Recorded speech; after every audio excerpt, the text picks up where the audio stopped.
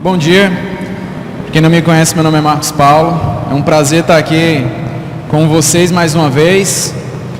O livro de Colossenses, é um dos livros favoritos que eu sempre gostei desde a minha adolescência. O livro de Colossenses, ele é um livro que fala sobre o quê? Sobre o cristianismo original. Por quê? Porque Colossos era uma cidade que era rota de comerciantes. Era uma cidade que muita gente passava por ali, por exemplo, tipo o Porto do Pecém. Porto do Pecém chega gente da Europa, chega gente da África, chega gente dos Estados Unidos. E lá, as pessoas chegam com as suas crenças e acabam distribuindo elas no seu dia a dia, no seu jeito de falar. Por exemplo, eu estou chegando aqui no Porto do Pecém, eu digo, Deus abençoe. Ou então quando chega outra pessoa lá, sei lá, da Índia e diz que Krishna te guarde. Ou então, por exemplo, chega algum muçulmano e diz que Allah esteja contigo. Muitas pessoas vão difundindo as suas religiões lá, porque é um ponto comercial. E Colossos era um ponto comercial que muita gente passava por lá. E o que é que acontecia? O cristianismo, ele começava a ter uma dissonância. O que é dissonância, Marcos Paulo? É tipo assim, eu estou pregando aqui para vocês e vocês não estão nem entendendo porque vocês estão com a cabeça em outro canto. Aí vocês não vão ter a mensagem correta na cabeça. Isso é dissonância. Os professores aqui sabem muito bem o que é dissonância cognitiva. É tentar explicar alguma coisa para as crianças e elas não conseguirem entender. Mas aí o que é que aconteceu? Colossos estava com um cristianismo muito meia boca. Era um cristianismo pirata, pronto. Estava pirata o negócio lá, não estava original. Fizeram uma cópia mal feita do cristianismo e saíram distribuindo para todo mundo. Está aqui, ó. Pá. E Paulo, quando escreve essa carta aqui para essa igreja lá em Colossos, que era perto de Éfeso, ele diz o seguinte, olha... Ele começa saudando todo mundo, faz uma oração por todo mundo, aí ele começa a falar de teologia, fala sobre legalismo, ele finaliza falando de coisas práticas. Paulo era muito assim. Paulo, ele podia falar teologia metade da carta, mas a outra metade todinha era coisa prática. Porque pouco importava para Paulo se ele soubesse muito ou pouco. O importante para Paulo era ver se os irmãos que estavam escutando ele falar, estavam cumprindo e estavam praticando realmente o que ele estava falando. Então o que acontece? Quando Paulo ele escreve para Colossos, ele escreve muito sobre legalismo. O que é o legalismo, Marcos Paulo? Legalismo é aquela prática cristã que não é a correta, que é aquela que você se baseia naquele, se eu for para o céu eu tenho que ser bom. Mas aí eu te pergunto aquela básica pergunta filosófica, se você só vai para o céu se você for bom, quão bom é necessário para você ir para o céu? Será que tem um limite aqui para você bater? Peraí, bati o limite de bondade, beleza? Agora eu posso curtir a vida, rasgar dinheiro, queimar a Bíblia, matar judeu, que eu já estou garantido mesmo, já vou para as oitavas de final ali no céu, então, é assim? Não, não é assim. Nós não somos salvos pelos nossos atos, nós somos salvos pela graça. Mas aí, como a gente continua lendo aqui, no capítulo 3, Paulo ele começa a falar sobre um viver mais santo, ele começa a dar instrução. E isso é que é interessante nessa carta aqui de Colossos. É que Paulo ele não se prende simplesmente na teologia de ficar pregando. Paulo ele não está muito preocupado em ficar pregando. Não. O maior interesse dele era fazer as pessoas aprenderem a praticar. E aqui entra no capítulo 3 uma coisa interessante. E é por isso que eu pedi para a gente ler a partir do versículo 11 até o final do versículo 6 do capítulo 4. Porque ele dá instruções básicas, bem básicas, mas muito importantes, simples. Sim, são simples. Mas o cristianismo ele é simples, é a gente que complica o cristianismo. Paulo ele dá aqui várias dicas, direcionamentos para relacionamentos. E essa pregação hoje, se eu não tivesse dado essa introdução, ela ia ficar um pouco sem sentido. Por quê? Porque hoje, o que eu vou tentar apresentar para vocês aqui? 11 erros que a gente não deve cometer nos nossos relacionamentos. Primeiro no nosso relacionamento interpessoal, depois no nosso relacionamento de casa, depois no nosso relacionamento profissional e depois no nosso relacionamento de evangelismo. Não se preocupem, são 11 pontos, mas eu não vou esticar nenhum deles não, tá bom? Acho que vai ficar numa coisa bem interessante, se Deus quiser. Primeiro erro, quem quiser anotar, se você quiser anotar eu vou falar aqui, vou repetir, tá bom? Mas o primeiro erro qual é? Não se considere maior, não se considere superior a ninguém. Não se considere maior e não se considere superior a ninguém. Era muito fácil eu querer me considerar aqui maior do que o Lucas e que o Caleb. Muito fácil. Por quê? Porque eles dois são crianças? Sim. Deixa eu te falar uma coisa para vocês aqui. 2000 anos atrás, 12 caras disseram que eram superiores à criança. Sabe quem eles eram? Eles eram aqueles caras que andaram com Deus vivo, comiam café da manhã com Ele, dormiam do lado dele, passavam o dia com Ele, ouvindo as lições que Ele tinha para falar, vendo os milagres que Ele tinha para operar, e um belo dia decidiram se achar superiores à criança, e disseram assim: peraí, não atrapalhe o mestre não, que o mestre agora vai fazer cair fogo do céu. Aí Jesus disse assim: como é que é, compadre? Peraí, sai do meio, vem cá. Aí disse: ó, tá vendo, vocês querem entrar no reino dos céus, vocês têm que ser que nem duas crianças. Vocês estão entendendo aqui? Tem que ser igual a duas crianças. Eles andaram o dia todo com o mestre, cara. Passaram o dia todo andando com o Cristo, o próprio Deus. Mas não entenderam que a simplicidade de uma criança é a coisa mais importante para uma pessoa. Eu posso ser graduado, pós-graduado, bacharelado, MBA, pode ser o que for, cara. Eu vou aprender muito com um analfabeto. Muito. Ninguém aqui é perfeito, ninguém aqui é anjo, ninguém tem Bíblia correndo no sangue aqui não. Então você com certeza vai aprender com quem você menos espera na sua vida. Nunca esqueça disso. Teve uma história, quando a gente estuda administração, já que eu estou falando aqui, a gente acaba estudando sobre o Fordismo, sobre o Max Weber, a gente acaba estudando sobre Fayol, que são pessoas da teoria básica da administração ali. E tem um cara que o nome dele é Henry Ford.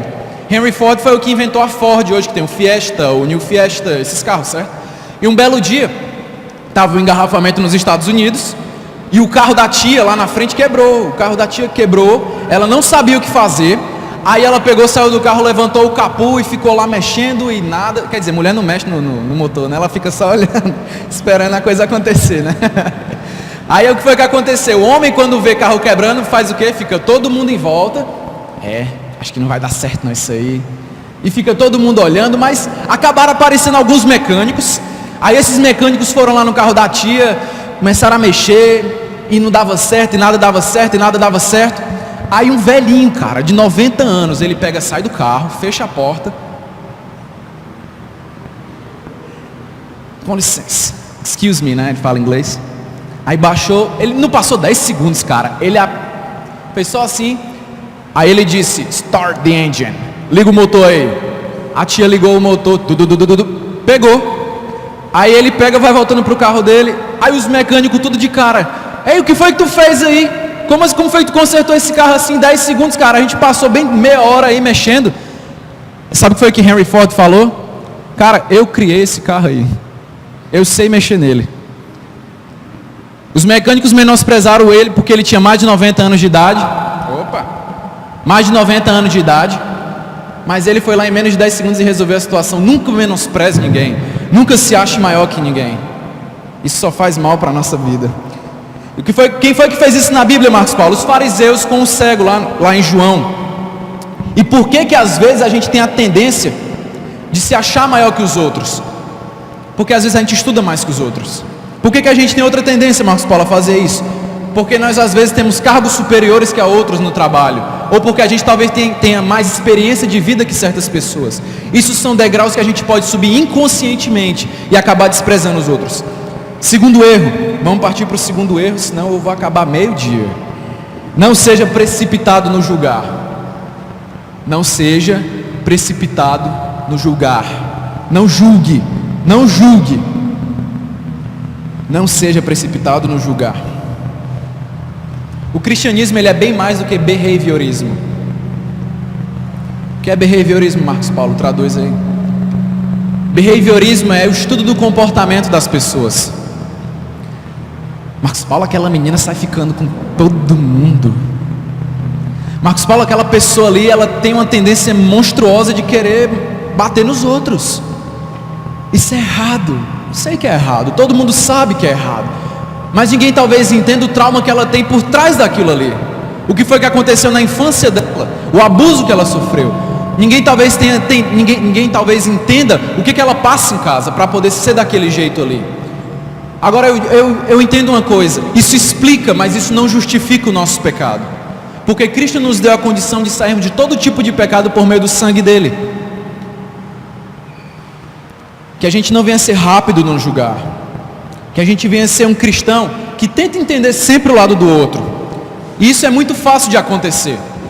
Na escola de ensino médio Lenin High School, uma vez um jovem negro desse tamanho, ele foi fazer um teste de basquete.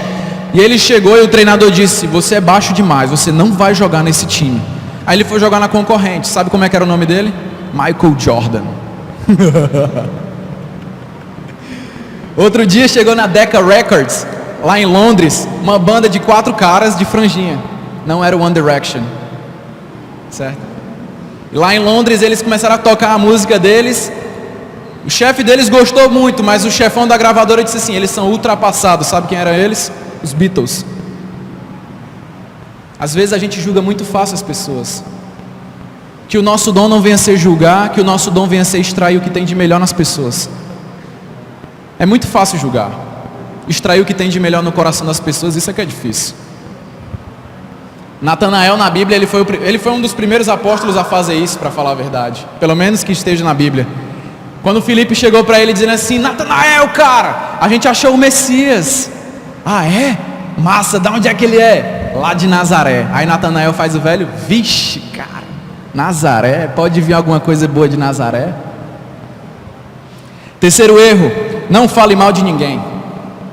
Terceiro erro: não fale mal de ninguém. Quer uma coisa legal? Faz um jejum de não falar nada negativo. Se belisca cada vez que tu falar alguma coisa negativa. Ontem eu aprendi o botão da obediência. Toda vez que você falar uma coisa negativa, aperta o botão da obediência no braço assim. Não fala nada negativo não. Sabe por quê? Primeira carta de Pedro, lá no capítulo 3, capítulo 4, Pedro fala o seguinte: você quer ter uma vida feliz, você quer ter uma vida satisfeita, você quer ter uma vida em paz, para de falar coisa negativa, para de reclamar, para de fazer tudo que Deus não agrada com essa tua língua. Essa tua língua é para estar falando bênção, é para estar falando coisa boa, e tu está reclamando, tu está falando mal dos outros. Tua boca está sendo bênção? Para falar a verdade, ela está sendo maldição. Não, Marcos Paulo, não existe maldição. Existe não. Tu foi criado à imagem e semelhança de Deus. Não é verdade não? Se você foi criado à imagem e semelhança de Deus, Deus disse o seguinte: façamos eles a nossa imagem e semelhança. Ou seja, Deus disse que haja luz.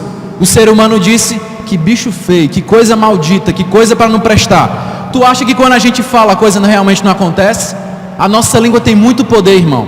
Tiago fala que ela é um leme, que se a gente dirigir ele para o canto errado, o barco vai bater no iceberg que nem o Titanic e vai afundar. Presta atenção no que tu está falando.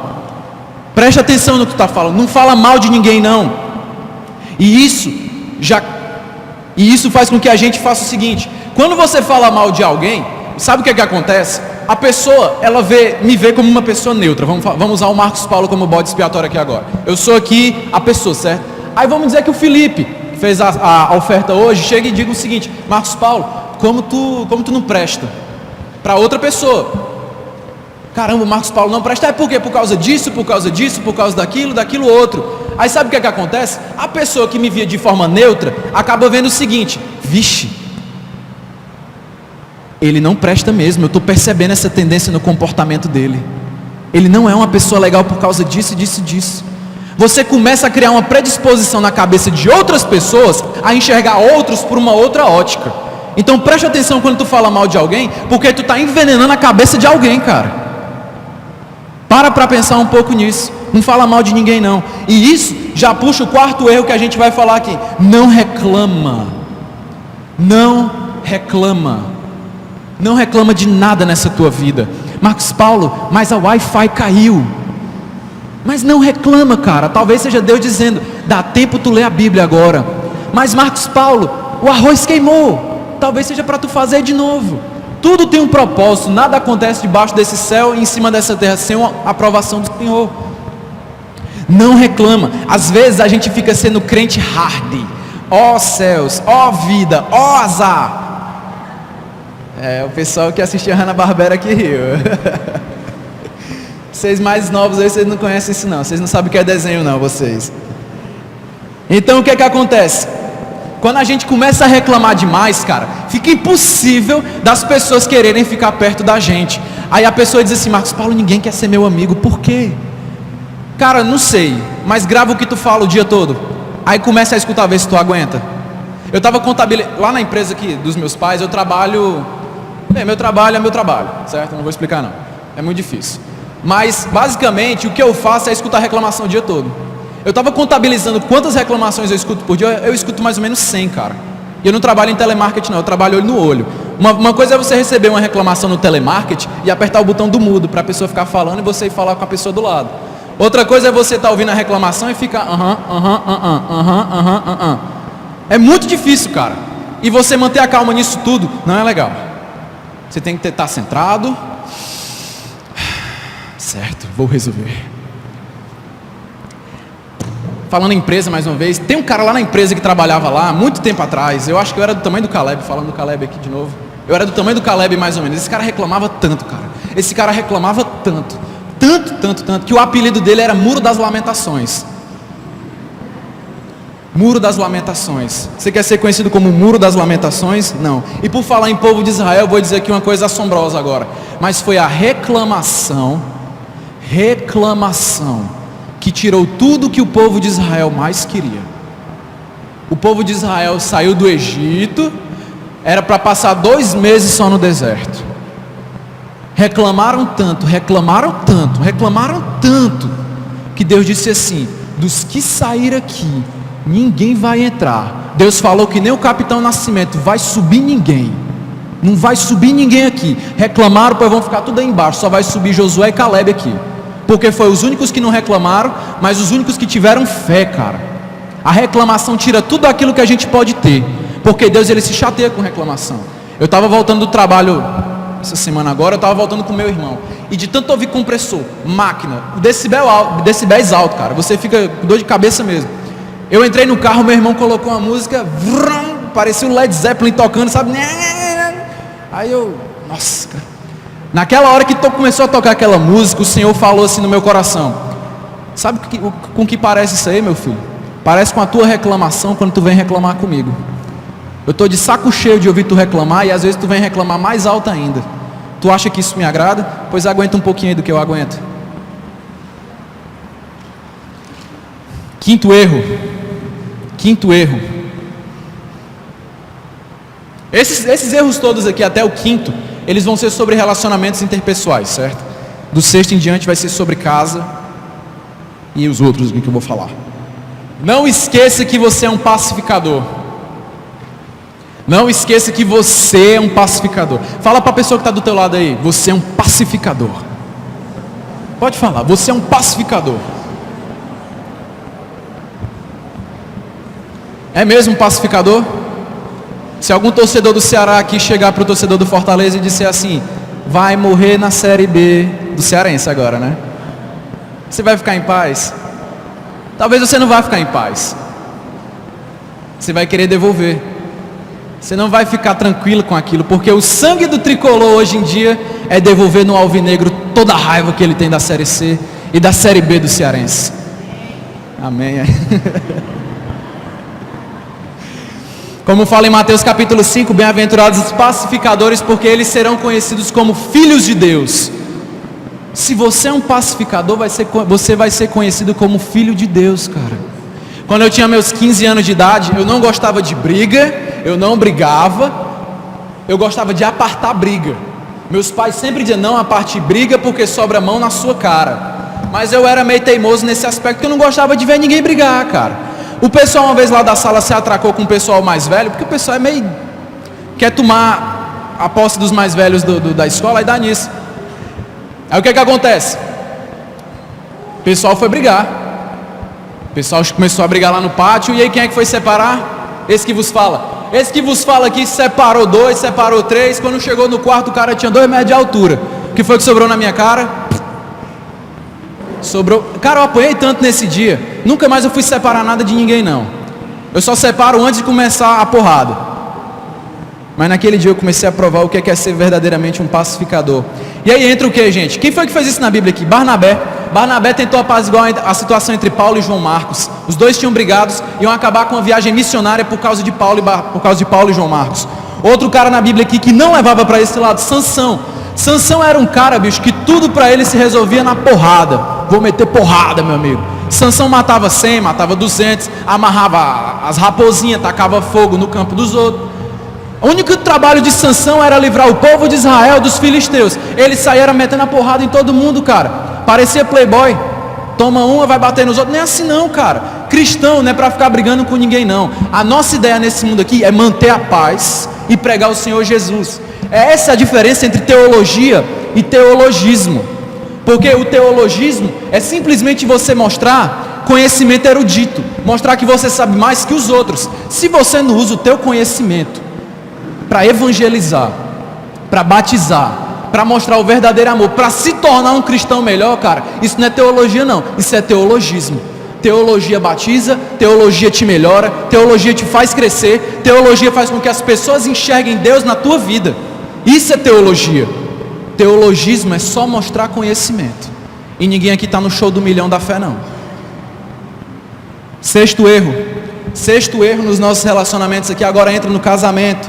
No casamento, segundo Jaime Camp, não entre num casamento para ser feliz, entre num casamento para fazer o outro feliz.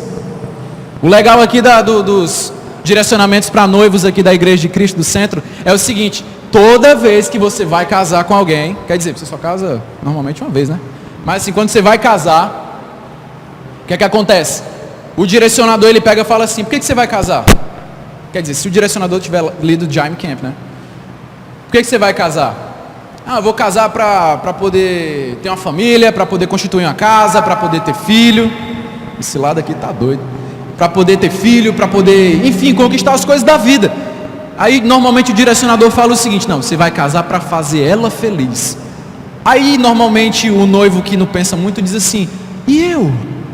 Eu vou fazer o quê? Já começa a desistir do casamento no primeiro passo. É bom assim, que é para a pessoa enxergando que o casamento é abnegação. É para você fazer o outro feliz, não me fazer feliz.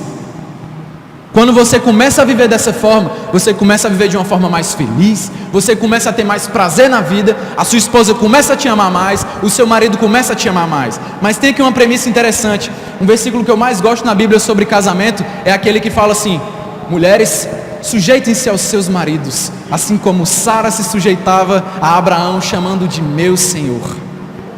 Toda vez eu leio esse versículo para a Fernanda, eu acho lindo. Mas o que pouca gente sabe é que se você voltar lá para Gênesis, você vai ver a história de Sara e Abraão. E realmente Sara dizia assim: meu Senhor. Aí ele dizia: pode entrar, Sara, Sarai. Deus um belo dia chegou para Abraão e disse assim: ela não vai mais se chamar Sarai, meu chapa. O nome de Sarai vai ser Sara. Sabe o que é que significa Sara? Princesa. Ou seja, homens, eis aí a vossa princesa. Ela é uma rainha já conquistada? Não, Nanina, não. Ela é uma princesa que você, entre aspas, tem que conquistar todo dia para ela poder se tornar sua rainha. Esposa, eis aí o seu Senhor. O casamento é uma abnegação, um querendo colocar o outro mais para cima ainda. Isso fica muito lindo, gente, quando você começa: não, vai tu, não, vai tu, não, vai tu. Normalmente isso só acontece no namoro, né? Desliga tu, não, desliga tu, desliga tu, desliga tu. Tem casal de namorado aqui que vai dormir 2 da manhã nessa brincadeira aí: desliga tu, desliga tu. Amém, né? Amém. Alô, estão me ouvindo? Sétimo erro, pessoal, sétimo erro: não faça da sua casa uma zona de guerra, faça dela uma igreja. Aqui é sobre pais e filhos, certo? E eu não vou entrar nesse ponto aqui como visão de pai, mas sim como uma visão de filho, não na autoridade de pai, mas na autoridade de filho, certo?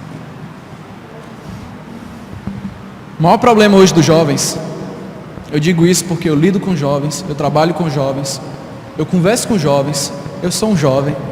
Sabe qual é o maior problema hoje dos jovens, cara? É tu chamar a atenção dele. Nenhum jovem aceita ser chamado a atenção hoje. Nenhum jovem aceita ser repreendido hoje. Nenhum jovem aceita ser chamado a atenção, muito menos em público. Eu lembro que da última vez que eu apanhei, cara, eu lembro. Minha mãe molhou a alpanca na água assim, ó. Cinza, ficou preta a alpanca. Ela tirou assim, ó. Sabe por quê? Porque eu tinha confrontado ela na frente de todo mundo. O jovem hoje não aceita ser repreendido por seu ninguém. E sabe o que é interessante? É que o jovem hoje quer ter o prazer de um homem e de uma mulher, mas não quer ter a responsabilidade de um homem e de uma mulher. Eu estou dizendo isso aqui na autoridade de filho, viu, gente? Como irmão mais velho de vocês. Se o pai e a mãe de vocês chamar a atenção de vocês, aceitem calados. Engole o choro. Engole o choro. Não discuta com eles. Sabe por quê? O melhor amigo da vida de vocês são seus pais. Não, é a Clarinha, é o Robertinho. Não. A Clarinha e o Robertinho não viveram metade da vida deles. Eles sabem o que é melhor para vocês. E se eles estão dizendo que não dá certo, é porque não dá certo. Outro problema dentro de casa, sabe o que é? Pedir desculpa. Eita. Pedir desculpa é duro, cara. Pedir desculpa não é fácil, não. Mas aqui nesse Brasilzão que não tem perseguição de nada, que não tem gente caçando a gente, que não tem Estado Islâmico cortando nossa cabeça, que não tem xiita radical aqui para perseguir, arrastar a gente pelo chão aqui, a única coisa que a gente pode fazer que vai mostrar a diferença nesse Brasil aqui, que tem pessoas alegres, que tem pessoas culturais, que tem pessoas que são boas, que tem pessoas que são hospitaleiras, muitas vezes é pedir desculpa. E muitos de nós não sabemos pedir desculpa. Enquanto você não pede desculpa, você está dando autoridade para Satanás agir na sua vida. Presta atenção no que tu está fazendo. Pedir desculpa é uma coisa muito poderosa, cara. Você vai pedir desculpa para alguém? Me desculpa pelo que eu estou fazendo, é sério. Lá em casa, a gente só vai dormir se pedir desculpa. Não, desculpa. Não, desculpa. A gente briga às vezes para saber quem quer pedir desculpa primeiro, mas pede desculpa. Não deixa de pedir desculpa, não. Sabe por quê? Quando tu não pede desculpa, os laços ficam cortados. Quando tu não pede desculpa, o teu filho fica trancado lá dentro do quarto. Quando tu não pede desculpa, o teu marido vai dormir no sofá e tu na cama, um assistindo televisão, não sei o quê. Enfim, hoje tem tanto entretenimento pra gente fazer, né? E aí cada um fica isolado no seu próprio quarto. E agora os quartos não são mais quartos, são departamentos. Esse aqui é o meu departamento, saia dele, porque quem manda aqui dentro sou eu. Ah, é? Quem é que paga as contas dessa casa aqui? Vai tirar a catinga do mijo, menino? Vai estudar? O 8º erro é: não esqueça que os cristãos são os funcionários modelos. Agora é a parte da pregação de ninguém vai gostar. Mas vamos lá, eu vou ler aqui que é para vocês não acharem que sou eu que estou falando, tá bom? 22, servos, obedeçam a todos os seus senhores terrenos, papapá. O pessoal continua lendo 22, 23, 24 aí. O que é que eu estou querendo dizer com isso aqui? Marcos Paulo, tu quer que a gente se mate e trabalhar para uma empresa que não dá nem moral para a gente, que no final do ano o máximo que ela pode me dar é uma cesta básica? Não. Eu estou dizendo que se mate por Cristo. Mas também deu o exemplo certo lá naquela empresa lá. Sabe por quê? Porque a gente aprende uma coisa quando a gente trabalha, e é o que? Proatividade. Proatividade hoje é o que toda empresa nesse mundo está procurando. O que é proatividade, Marcos Paulo? É problema com atividade? Não. É você ver a situação antes que ela aconteça. Caramba, se eu não pagar as contas desse mês, lá no final vão cortar a luz da empresa. Eu tenho que pagar. Isso é responsabilidade. Proatividade, sabe o que é? É você pensar o seguinte: eu vou marcar as datas de todos os pagamentos, se você trabalha no financeiro, para que quando chegar no dia esteja na minha agenda e eu nem esqueça. Isso é proatividade. Ou então sabe também o que é proatividade? Eu tenho 5 chapéus em estoque. Quando tiver com um, eu vou pedir o resto, que é para quando chegar os outros 5, não ficar faltando nenhum aqui. Isso é proatividade. Isso parte da linha ABC no estoque. Trabalho com estoque. E aí a gente acaba enxergando uma tendência natural. Eu estava conversando com um amigo meu que também trabalha, que é gestor. Cara, é triste ouvir isso, mas é verdade. Ele diz o seguinte: cara, às vezes os cristãos são os piores. Não, os evangélicos são os piores funcionários que existem. Aí por quê? Porque tudo que eles fazem é querer ser bonzinho uns com os outros e querer que a gente seja bonzinho com eles. E quando sai da empresa porque não foram eficientes, querem colocar a empresa na justiça. Entenda o seguinte: eu ouvi uma frase de um amigo, de um funcionário essa semana hoje, meio bruto, gente boa, mas que presta mais atenção no serviço do que nas pessoas, mas ele trata todo mundo bem. Ele disse o seguinte: ser bom, Marcos Paulo, não significa ser tapado, não.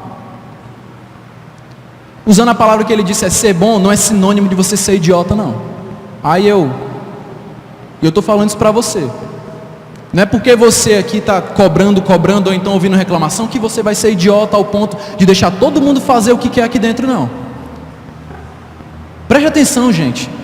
O cristão, ele tem que dar o exemplo de funcionário. Meu amigo, que Cristo me veja no meu trabalho, porque Jesus trabalhou como marceneiro. Como vocês acham que as pessoas viam as mesas, as cadeiras que Jesus fazia? Será que Jesus ficava devendo alguém? Será que Jesus fazia cadeira aqui com madeira meia boca, para a galera sentar e cair no chão? Será que Jesus, quando fazia mesa para a galera comer em cima, que a mesa vinha cheia de cupim? Será que Jesus usava de má fé nessas coisas também? Eu creio que não, gente.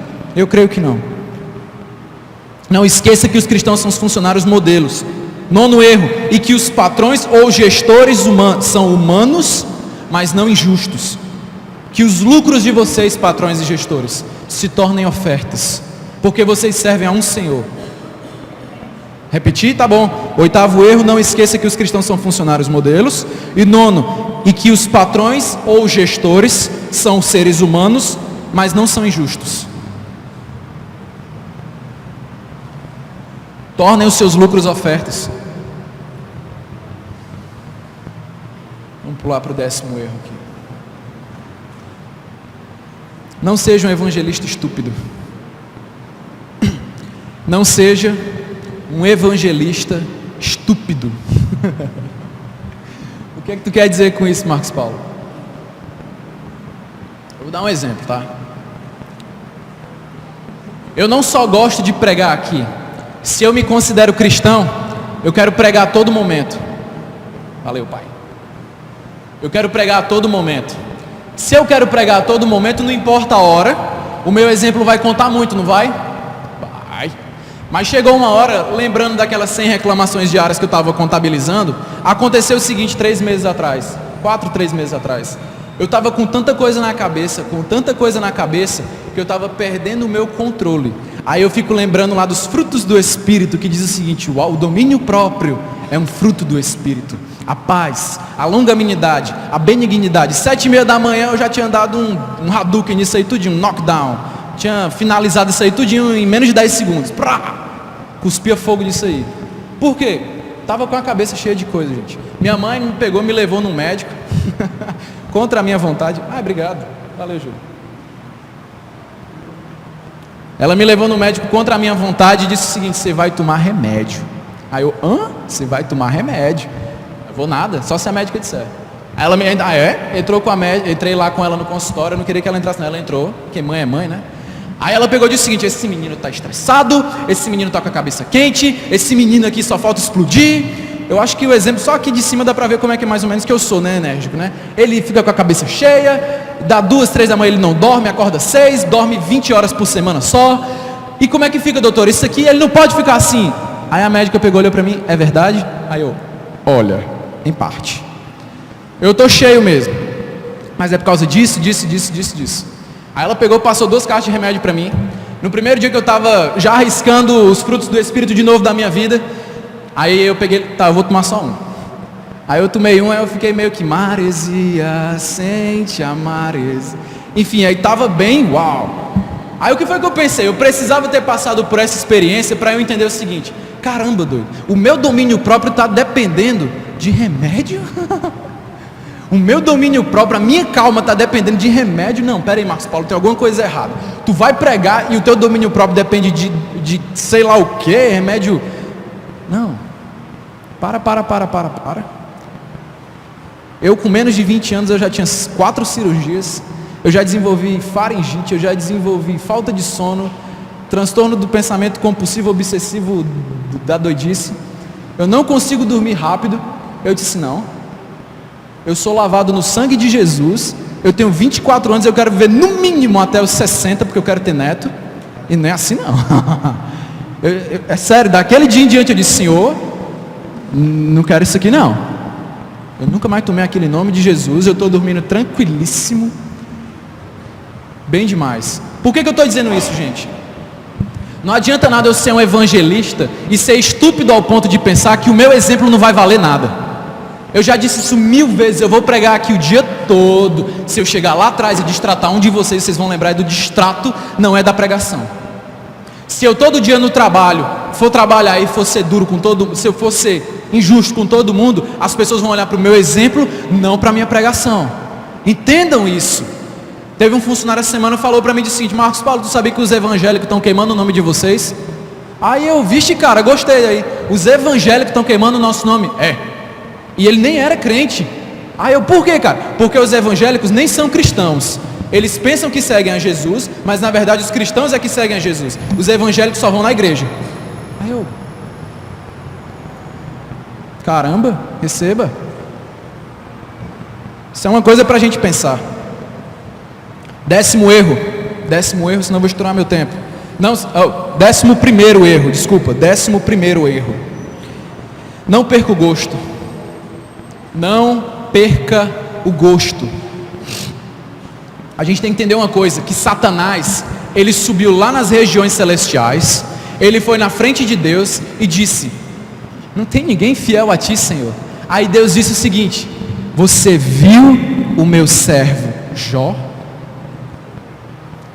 Quer saber de uma coisa? Nós somos argumentos de Deus. Se ninguém consegue vencer a droga, Deus vai dizer assim: você viu o meu servo fulaninho de tal que venceu? Senhor, mas ninguém consegue ser justo. Você viu o meu servo fulaninho, sei lá das quantas? Nós somos argumentos de Deus. A nossa vida é um outdoor da glória de Deus. Não pensa que o mundo é melhor que aqui dentro, não. Busca ao Senhor de todo o teu coração. Entrega a Ele o teu caminho, mais Ele fará. E lembre-se do seguinte: cristianismo não é lista de posso fazer e não posso fazer. Paulo fala o seguinte: você pode fazer tudo, meu irmão, mas eu vou te dizer uma coisa, que você não faça para que isso não atrapalhe o seu relacionamento com Deus, porque tudo que você fizer, você vai colher a consequência daquilo. Ou isso vai melhorar o teu relacionamento com Deus, ou isso vai te piorar no teu relacionamento com Deus. Mas Deus te dá o livre-arbítrio para tu fazer o que tu quiser. Uma coisa que eu sempre falo para esses jovens aqui é o seguinte: eu estou pouco me lixando para a tua presença aqui, agora eu estou preocupado com o teu compromisso. O compromisso, ele é muito melhor que a tua presença aqui.